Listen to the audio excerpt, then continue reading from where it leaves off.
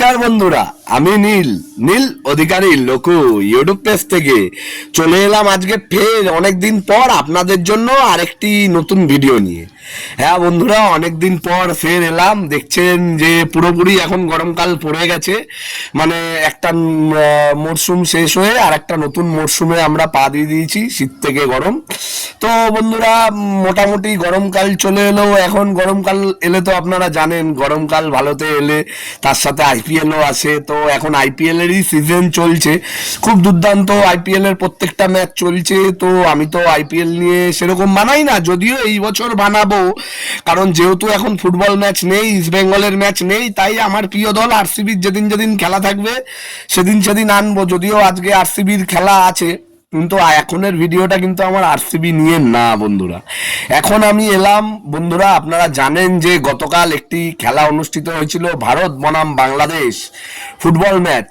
সেই ম্যাচটা নিয়ে ফের আপনাদের মাঝে এলাম। তো বন্ধুরা, আশা রাখবো আপনারা ভিডিওটা পুরোটা দেখবেন এবং শেষ অবধি থাকবেন।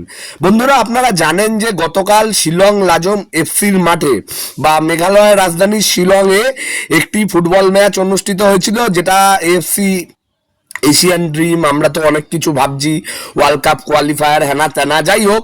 তো সেই খেলাতে ভারত বনাম বাংলাদেশ মুখোমুখি হয়েছিল, যেই খেলাটা 0-0 ড্রতে শেষ হয়েছে। হ্যাঁ বন্ধুরা, 0-0 ড্রতে শেষ হয়েছে। যদিও মানে যদি মন থেকে বলি, নিরপেক্ষভাবে, মানে অ্যাজ এ ফুটবল ফ্যান হিসাবে, যেহেতু ফুটবলের জন্যই আমরা ভিডিওটা বানাচ্ছি, তাহলে আমি মন থেকে বললে এটাই বলবো যে বাংলাদেশ ভালোই খেলে গেছে, নাচেও মানে বলতে হচ্ছে। কারণ দেখেন, যেহেতু ওরা ইদানিং আপনারা জানেন যে ভারত আর বাংলাদেশের মধ্যে সবকিছু ঠিকঠাক নেই, বিভিন্ন রকম টেনশন, বিভিন্ন রকম মানে তারপরে ধর্ম নিয়ে রাজনীতি, তারপরে বিভিন্ন রকম মানে ভারতের এগেনস্টে বাংলাদেশের ক্যাম্পেন, অ্যান্টি ইন্ডিয়া ক্যাম্পেন।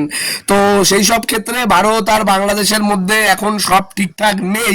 কিন্তু ফুটবলের ক্ষেত্রে, ক্রিকেটের ক্ষেত্রে ওরা যতবারই মুখোমুখি হয় ততবারই হারে। আগেও ফুটবলে যতবার মুখোমুখি হতো হারতো, কিন্তু ইদানিং কালকে বাংলাদেশ ভালোই খেলেছে। অপ্রিয় হলেও এটা সত্যি কথাই, যেটা ভালো খেলেছে সেটা তাদেরকে ক্রেডিট দিতেই হবে।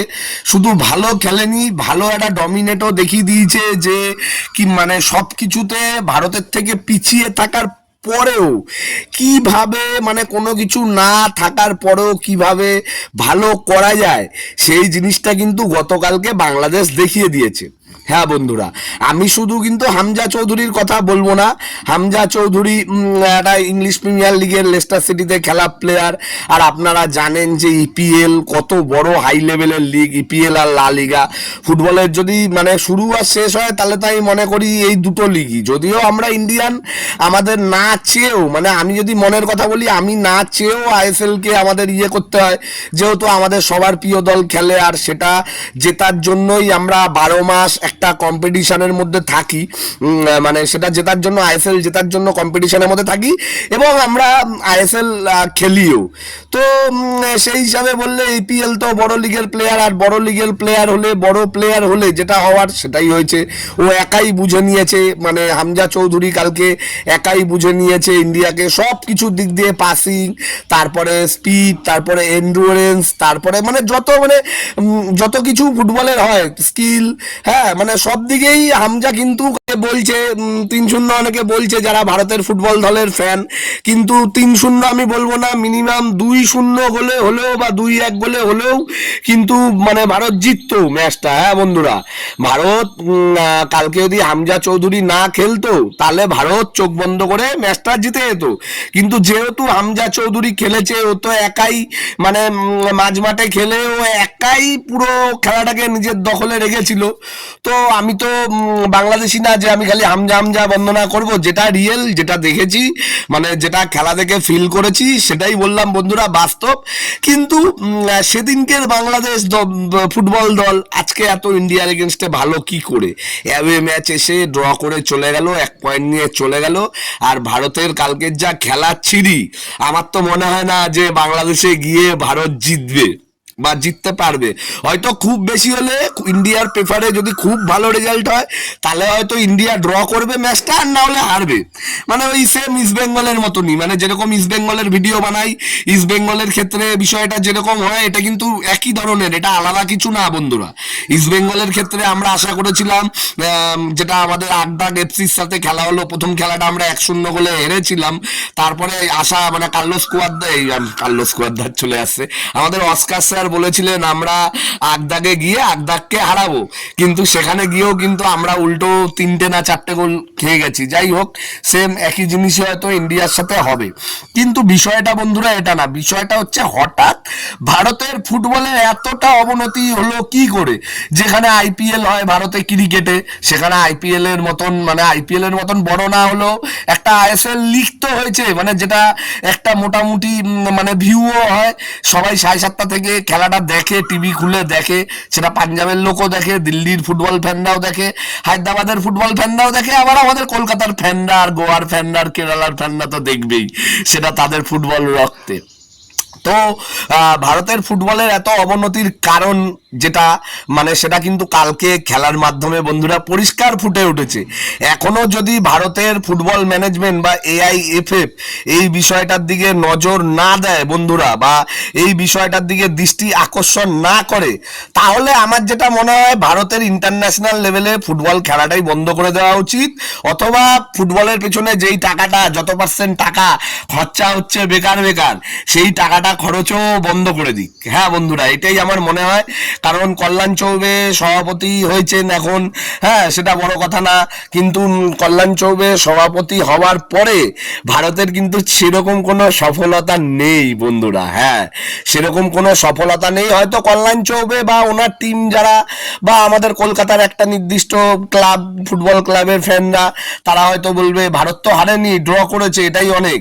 হ্যাঁ, এবার তারা কিন্তু এইটা দিয়েই মানে যেহেতু বেশি দিতে পারছি না, তাই অল্প দিয়েই অল্পটাকে আমি বেশি দেখাবো। হ্যাঁ বন্ধুরা, এইটাই হচ্ছে আমাদের ভারতের ফুটবলের মেন প্রবলেম। আর ভারতের ফুটবলের প্রবলেম যদি বলেন, হ্যাঁ এই যে সুনীল ছেত্রীকে অবসর দিয়ে দিয়েছিল, যেটা ভালো, যেটা কিন্তু আমরাও সম্মান করেছিলাম। সুনীল ছেত্রী হলো লেজেন্ড, শুধু ভারতের লেজেন্ড না, গোটা বিশ্বের লেজেন্ড, কারণ বিশ্বের 4 নম্বর টপ গোল স্কোরার উনি। কিন্তু বিষয়টা এটা হচ্ছে উনি সম্মান নিয়ে নিয়ে 90-এর ওপর গোল করে উনি ইস্তফা দিয়ে দিয়েছিল, অবসর দিয়ে দিয়েছিল, আবার জোর করে তাকে ফিরিয়ে আনা হলো। ফিরিয়ে নিয়ে কি করা হলো, একটা উদীয়মান তারকা মানে একটা উদীয়মান ফুটবলার যে ক্লাব লেভেলে আইএসএল লেভেলের ফুটবল ভালো খেলছে, যা চান্স পাওয়ার কথা সে আর চান্স পেল না বন্ধুরা। হ্যাঁ, এটা আপনারা মানেন বা না মানেন বন্ধুরা, কিন্তু এটাই কিন্তু রিয়ালিটি। আর এটাই হচ্ছে এবং এটাই এটাই হয়েছে, মানে এটাই হচ্ছে বিগত দশক ধরে ফুটবলে কি বা ভারতের যে কোনো চাকরি বাকরির ক্ষেত্রে কি মানে যেটাকে কোটা বা সিফারিশ বলা হয়, হিন্দিতে সিফারিশ বলে, ইংলিশে বলে কোটা, আর বাংলায় বলা হয় সংরক্ষণ। কিছু কিছু প্লেয়ার আছে যারা সংরক্ষিত, পুরো ভালো করুক বা খারাপ করুক তারা স্কোয়াডে চান্স পাবে, সুযোগ সুবিধা পাবে। সেই একই জিনিস কিন্তু বন্ধুরা ইন্ডিয়ান ফুটবলেও হচ্ছে, যেখানে সুনীল ছেত্রীর ইস্তফা দিয়ে ফিরে আসাটাই হচ্ছে এর সবচেয়ে বড় জ্বলন্ত প্রকৃষ্ট উদাহরণ।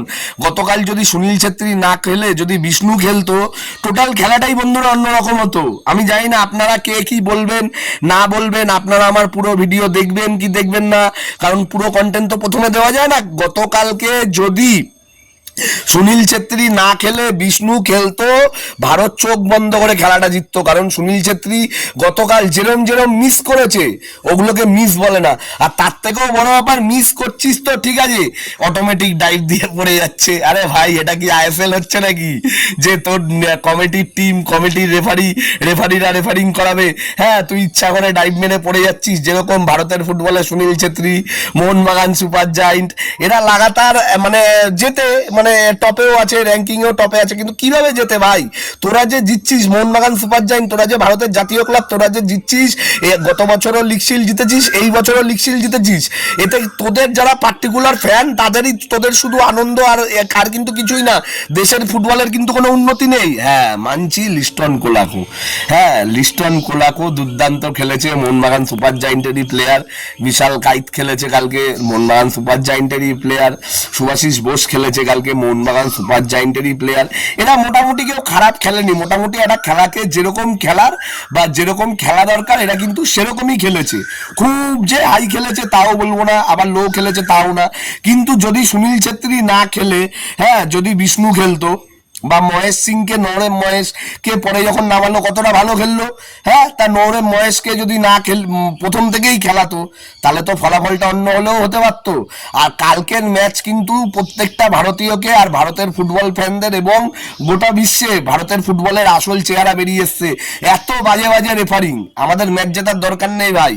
একটা কথায় আছে চোরার দান ফোড়া, চুরি করে না জেতা ভালো। যদি চুরি করে জেতাটা যদি ট্যালেন্ট হয় বা চুরি করে ট্রফি পাওয়াটা যদি ট্যালেন্ট হয়, হ্যাঁ, তাহলে তো ভারতে কেউ কাজবাজি করতো না। সবাই, কেউ আইটি সেক্টরে কাজ করে, কেউ ডাক্তারের কাজ করে, কেউ পুলিশে কাজ করে, কেউ উকিলের কাজ করে, কেউ কবিতা লেখে, কেউ নাটক লেখে, হ্যাঁ, তাহলে তো কেউ কাজই করতো না, তাহলে তো সবাই চুরি চামারি করেই কাটিয়ে দিত, তাই না? যেরকম ভাবে মানে রেফারিং মানে হয়েছে কালকের খেলাতেও রেফারিং খারাপই হয়েছে, খুবই খারাপ হয়েছে। এবং আমরা চাইবো না কোনোদিন যে আমরা অ্যাডভান্টেজ পাই, অ্যাডভান্টেজ পেয়ে জিতি বা অ্যাডভান্টেজ করি। রেফারিং এর মান ইন্টারন্যাশনালেও কালকে খারাপ হয়েছে এবং ভারতের ক্লাব লেভেলে তো খারাপ হয়। এই জন্য তো ভারতের যত ফুটবল ফ্যান রেফারিদের কুশপুতুল পোড়ায়, রেফারিদের ইসে করে, দাহ করে, রেফারিদের এগেনস্টে স্টেডিয়ামে চ্যান্ট হয়, সাপোর্টাররা চ্যান্ট করে। তো যেগুলো রিয়ালিটি এগুলো কিন্তু মানতেই হবে বন্ধুরা। বেশি কথা আর বলবো না, কথা বললে তো মানে আমার শেষ হবে না। সবে এখন সকালবেলা, আরও সারাটা দিন আছে, অনেক কাজবাজও আছে, সেগুলোও করতে হবে বন্ধুরা। তো কালকের খেলাটা আরেকবার প্রমাণ, রেফারি এবং সুনীল ছেত্রীর অবসর ভেঙে জয়েন করা এই দুটোই মানে ভুল সিদ্ধান্ত। এছাড়াও হচ্ছে 3 নম্বর হচ্ছে দুর্নীতি। ভারতের ফুটবলে হচ্ছে মানে তৃণমূল স্তর থেকেই দুর্নীতি, তাহলে কি করে উন্নতি হবে? সেই জন্যই তো কালকে মানে বাংলাদেশের মতন টিম, হ্যাঁ, তারা শুধু একটা প্লেয়ারের ওপর বেস করে, শুধু হামজা চৌধুরীর ওপর বেস করে তারা ম্যাচটা ড্র করে বেরিয়ে গেল, যেটা আমার হিসাবে তাদের কাছে জয়ের সমান। তো এগুলো যদি ভারতের ফুটবলের সংশোধন না হয়, আমার মনে হয় না ভারতের ফুটবলটা খেলা উচিত। ভারতের ফুটবলটা শাটডাউন করে দেওয়া উচিত, এতে সমর্থকরাও আনন্দ পাবে, তার সাথে মানে এইসব মানে জিনিসও দেখতে হবে না, দুর্নীতিও হবে না। আর ভারতের কোটা প্রথা ফুটবলের ক্ষেত্রে যেটা মানে ভীষণভাবে চর্চিত, সেইটা যেন বন্ধ হয় বন্ধুরা। তো ওটা তো বন্ধ হবেও না এত তাড়াতাড়ি। আমি একটা ভিডিও বানাবো বন্ধ হয়ে যাবে এরকম তো ব্যাপার না, কিন্তু যতটা আমাদের মানে সমর্থকদের আমাদের যতটা লড়াই হয় সেটাই। বাংলাদেশের কালকে খেলার মাঝে দেখছিলাম, হয়তো সুনীল ছেত্রী, আমি শিওর জানি না, সুনীল ছেত্রী হামজা চৌধুরীকে কিছু একটা বলছিল, খেলা রানিং ছিল তখন, হামজা চৌধুরী হাসছিল, যেটা আমার হিসাবে ক্রিকেটের ভাষায় যদি আমরা বলি এটাকে স্লেজিং বলে ক্রিকেটের হিসাবে।